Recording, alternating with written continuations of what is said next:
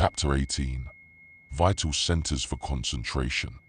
It should be very clear to my readers, now, that subtle bonds of rhythmic influence connect every human being with the vast spaces of the universe, and open to him illimitable resources if he but uses them aright.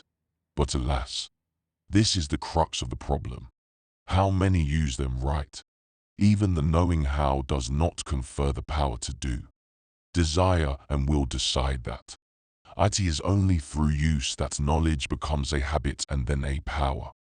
What is the purpose of concentration? It is to develop power. To develop the best there is in the individual through gaining control of the lower principles and using the higher ones latent in every human being.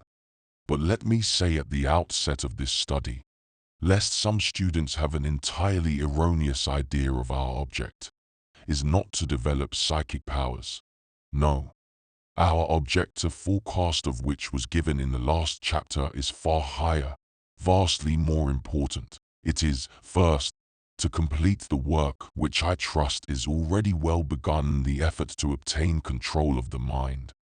That wonderful instrument through which the dynamic power of thought manifests, by controlling which alone we can hope to exercise the power for good only.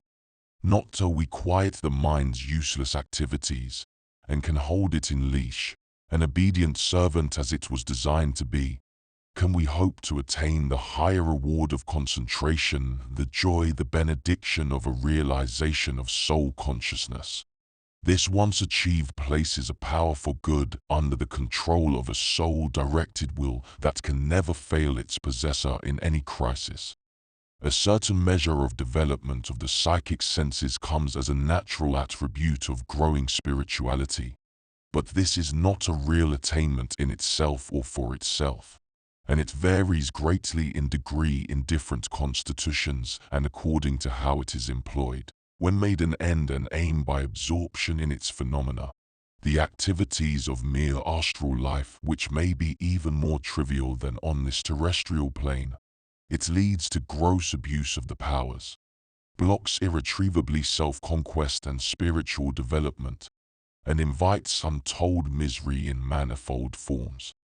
You have learned that thought is the creator of force within these bodies. That is, the form of force active within is largely determined by the mind's habitual thoughts, and the ratio of the vibrations by the plane of its activity. Thus it is a demonstrable fact, a basic law of nature too long ignored, when not vehemently denied, that with every thought, since the mind reflects its vibrations upon the physical plane below, we are molding these bodies of ours to ease or disease. See Chapter 3. Then the greatest need of every human being is to gain control of the mind, and put a stop forever and to the discordant hash which the uncontrolled mind contrives to mix out of the ordinary events and duties of life from hour to hour. Not until you can control your body through your mind being brought under control, will you be freed from that body's whimsies. When you have conquered the vehicle, the body, it will be your willing, skillful servant, fulfilling its divinely planned purpose of furthering growth and development instead of hampering it. Therefore, before progress can be made upon the spiritual plane, it is absolutely necessary to obtain physical and mental control, to bring the lower principles into working harmony. When we know what the ideal is, as Swami Vivekananda said, what remains is to practice the methods of reaching it. The Swami's inspired aphorisms prefatory to Raja Yoga are of deep significance here. Each soul is potentially divine. The goal is to manifest this divinity within by controlling nature, external and internal. This mischievous mind, which uncontrolled turns many a paradise into purgatory, can be controlled for good only through a soul-directed and governed will, and nothing else so hastens the attainment of this mental control, the first stepping stone towards the realization of soul power as the practice of concentration. As you must well understand now, it is the only method of rousing the Kundalini. also called the tree of knowledge, being the latent prana, or stored up residual sensations in the great root receptacle, or basic plexus. When this force, sleeping in every human being, is awakened through concentration, it ascends the spinal canal by slow stages from one center to another, gathering strength in every padma, till it rouses the potencies in the brain centers of real illumination. This effort brings us under the most beneficent influence of Mercury, an influence that is ever striving to purify us and lift us to higher planes of living and thinking. Moreover, concentration is the only entrance to the blessed realm of silence, that wordless space vibrant with peace, the peace of exquisitely subtle spiritual force, where we come in touch with the soul of things and thereby find our own souls. In the unspeakable peace of this precious silence, the world of the senses disappears in a conscious rapport with the vaster universe of living thought which needs no words to clothe its meaning. It is the knowledge space of the yogi. If you but think of it, we are on the verge of silence at every moment of existence. Its omnipresence laps us round about as the universe of the invisible and inaudible, teeming with activities so infinitely finer, more subtle, that they escape cognizance by our grosser sense perceptions. At any instant when we can shut out the consciousness of this physical environment, we open the avenues of that consciousness to this inner silent world, and the importance of the experience is incalculable. Every time we attain it, the way is made easier to repeat the experience till it carries us to the full realization of the real subjective self. Remember what I said in an early chapter. The life current is more subtle than radioactivity, and it depends upon ourselves to how high power we shall raise it. The holding the attention all our consciousness to a given point, as when centering upon a special plexus or organ, accelerates the velocity of the tattvic vibrations and, therefore, the force of prana. This effect and benefit are the immediate reward for the regular practice of the held breath exercise for pranayama, in which, through the polarization of the vital currents, greatly increased power is generated and the whole nervous system is energized. The benefit derived from the exercise is in exact ratio to the success of the student in holding the current mentally to the designated center. A good beginning is thus made in mental control, for the brain appropriates its full share of the energy, gains steadiness and flexibility, and the memory is quickened. All mental effort is made easier and more fruitful, and the voice so intimately associated with our mentality gains sweetness and fullness of tone, evidencing the increasing harmony of the life. All harsh, uneven, and strident tones can thus be overcome. In concentration we develop still higher power, the power of higher forces on higher planes of activity. With regard to these varying planes, please remember that everyone is positive to the next below and negative to the one above, and that the higher they are, the finer, swifter, and more subtle are the vibrations. As you progress, gaining more and more control over the physical, and insight into the mental activities of your being, you will receive irrefutable proof that the spirit brings out power wherever it is focused. When there is a state of physical discord and the need is to purify and harmonize the tattvic vibrations on the physical plane as well as to obtain mental control, the most important centers upon which to concentrate are the sacral and the solar plexuses, the pituitary body, high up back of the throat, which is intimately connected with the 9th and 10th cranial nerves, and that core of the brain, the pineal gland. The sacral plexus is so called because situated in the sacrum, a composite bone formed of the union of the vertebrae between the lumbar and the coccygeal regions of the spine, containing the dorsal part of the pelvis. In man, the sacrum, or sacred bone, is triangular and consists of 5 vertebrae. This shape conforms to the basic plexus which it shelters, and proclaims it a dominating center of tejas activity, whence this tattva's stimulating vibration speed to all the organs in this part of the body. No other tattva responds so instantly to a thought, or to a glance from a speaking eye.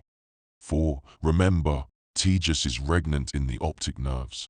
Therefore, as behind every thought is desire, the harmonious activity of tejas in these vital organs depends upon the purity, saneness, and wholesomeness of our desires, and their control by a soul-governed will affects the human life beyond all other influences.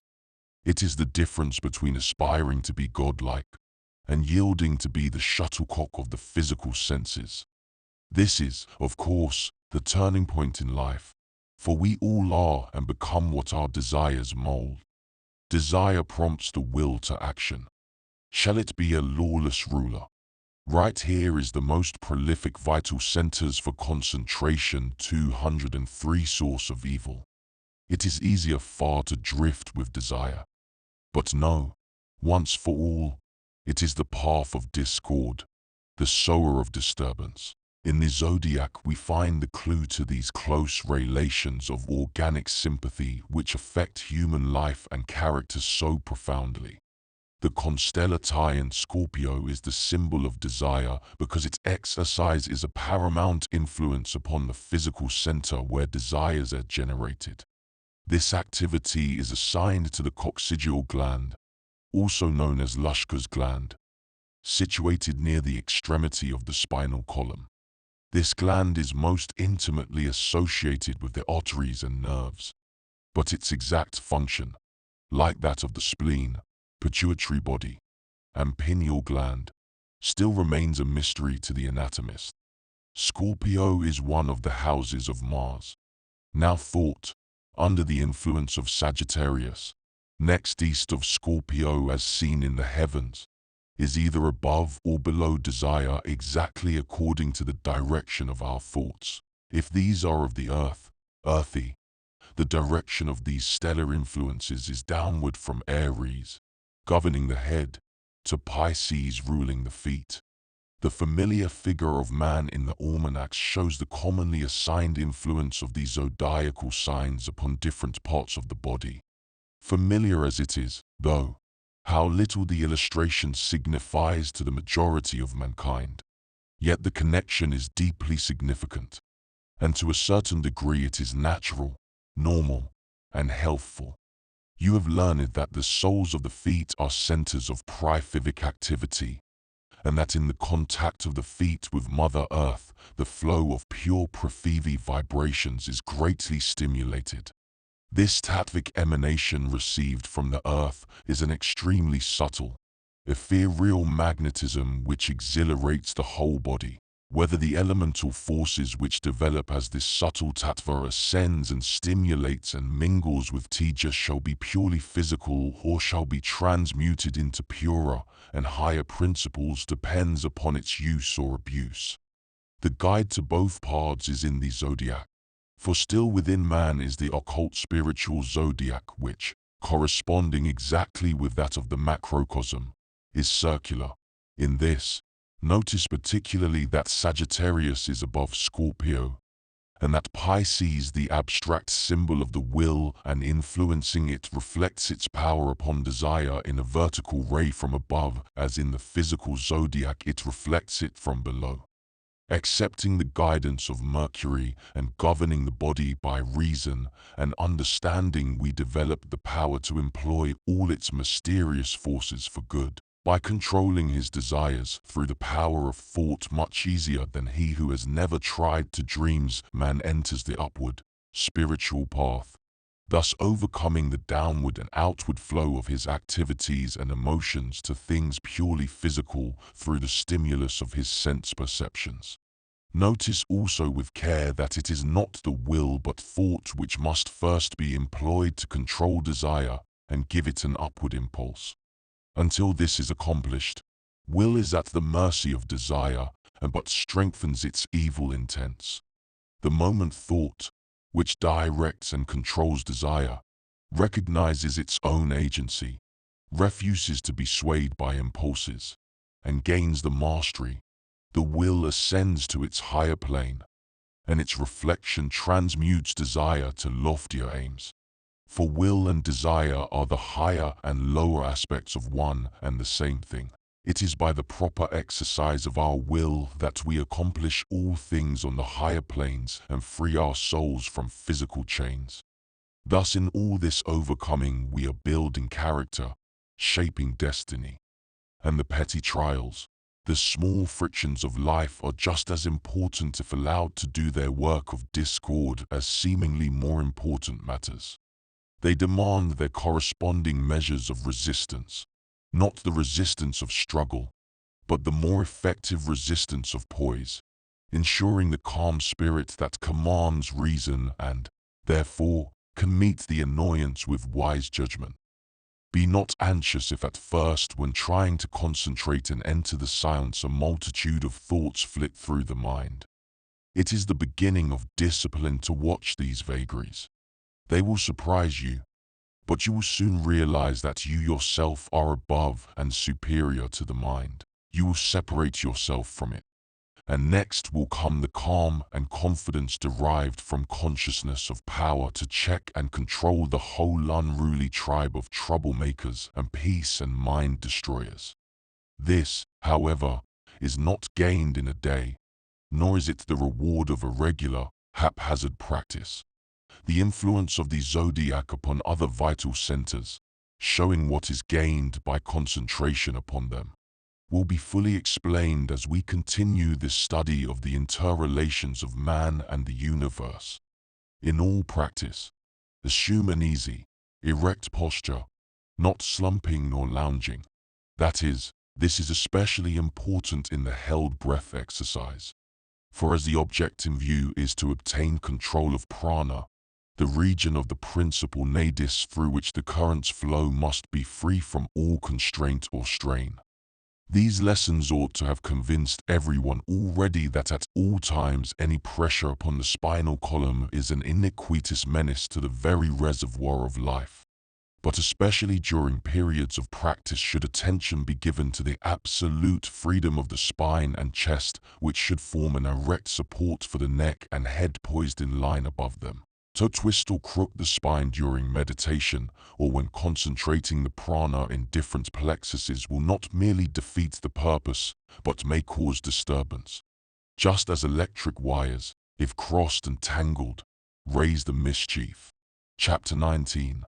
The connection of the zodiac with vital centers. You are now prepared to appreciate the significance of the statement that the constellations of the zodiac severally reflect every stage of the involution of the spirit into matter and its evolution out of it. Every zodiacal sign is the geometrical symbol of a great truth and fundamental law of existence.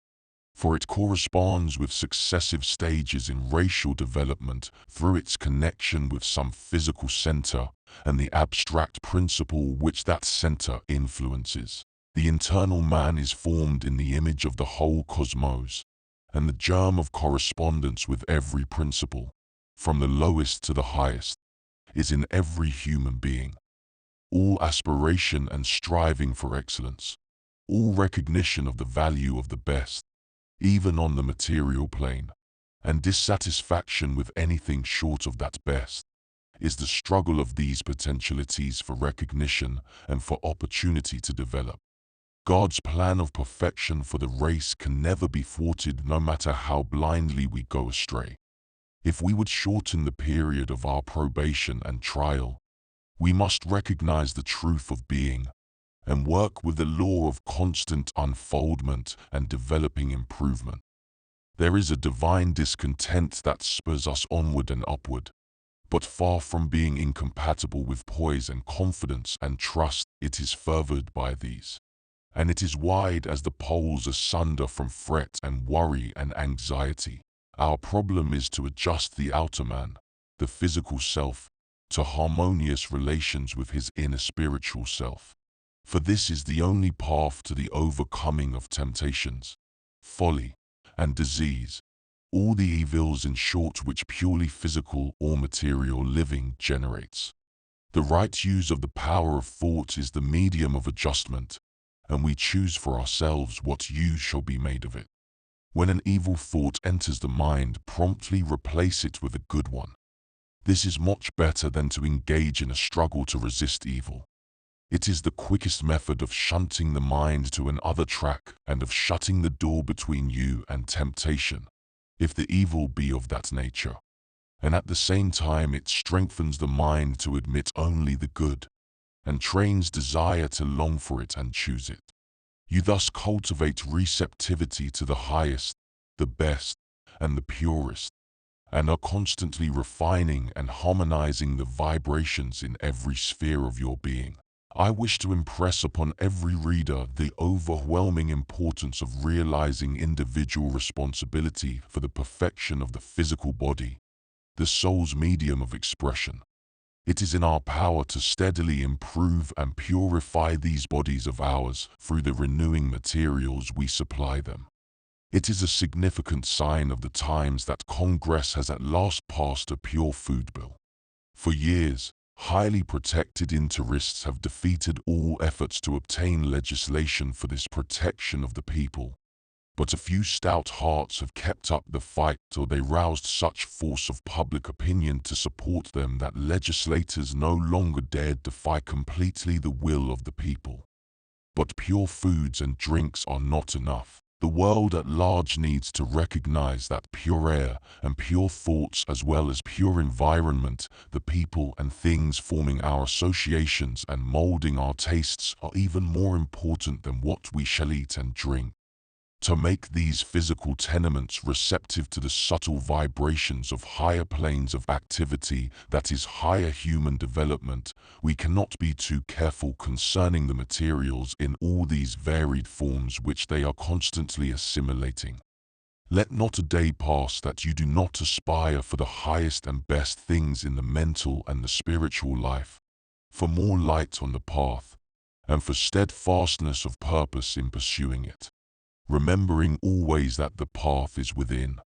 In your choice of every thought and act, the parts of the body through which the higher principles operate lie in juxtaposition to the spine or are immediately connected therewith. And herein lies the supreme importance of the special exercises in concentration by means of which we gain the power to rouse the kundalini and raise the latent, coiled-up energy through the sushumna, the opening of which even a little way marks a distinct advance in spiritual and mental power, and in the overcoming of the physical. Along the line of the sushumna are ranged the 7 padmas, or lotuses of the yogi, stations, as it were, in the path of progress from the physical to the spiritual, which correspond with the principal nerve plexuses from the basic, or sacral, to the pineal gland.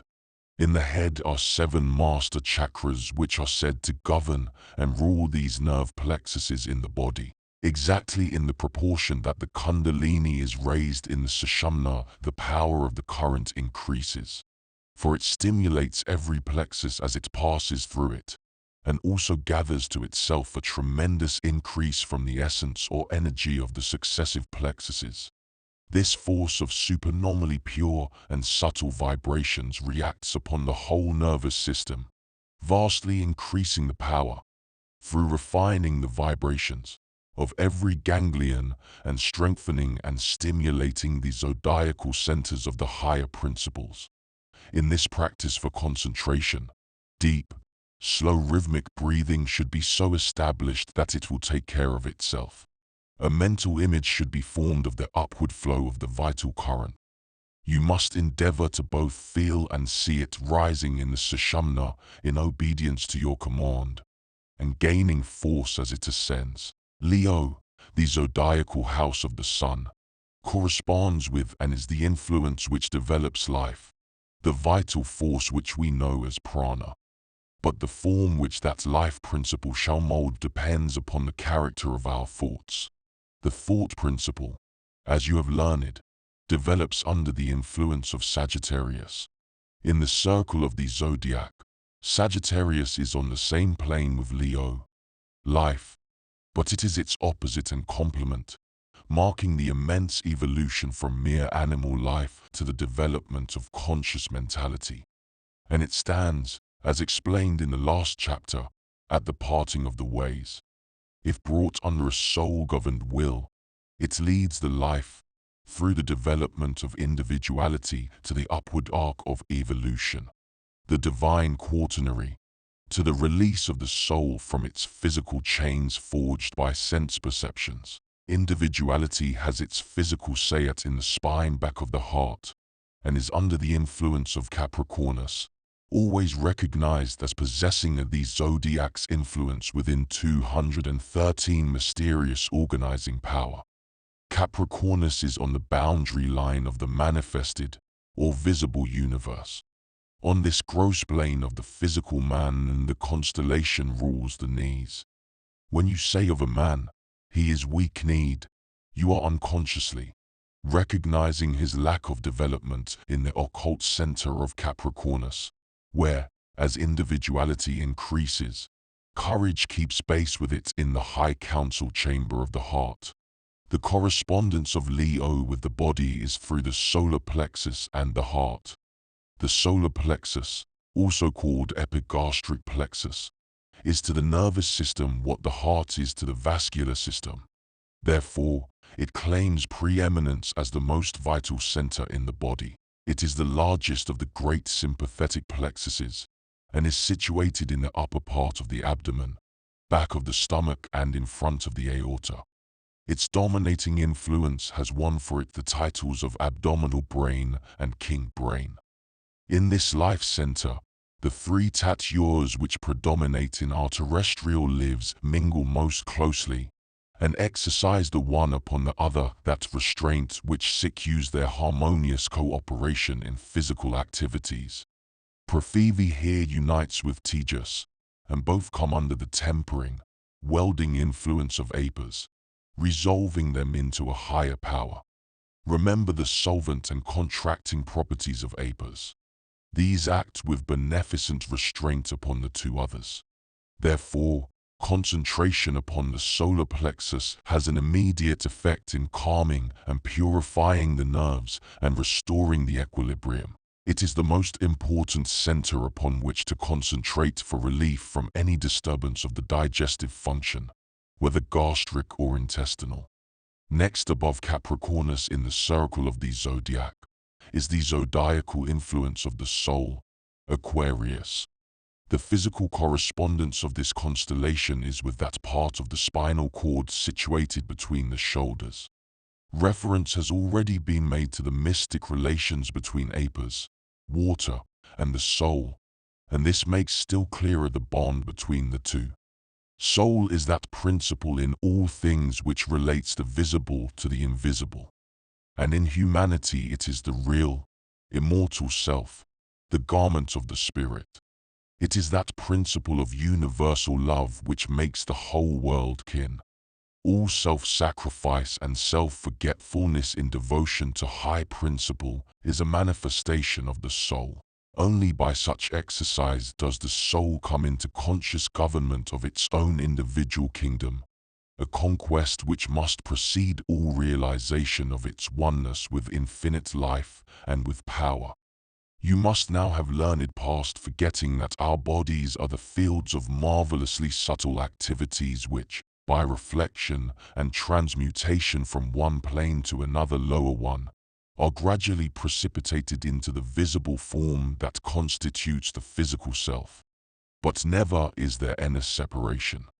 These activities are wheels within wheels, spheres within spheres. Also, you know that these tattvic vibrations can be evil as well as beneficent, and that thought is the dynamic power which controls the vibrations and can make them whatever you choose.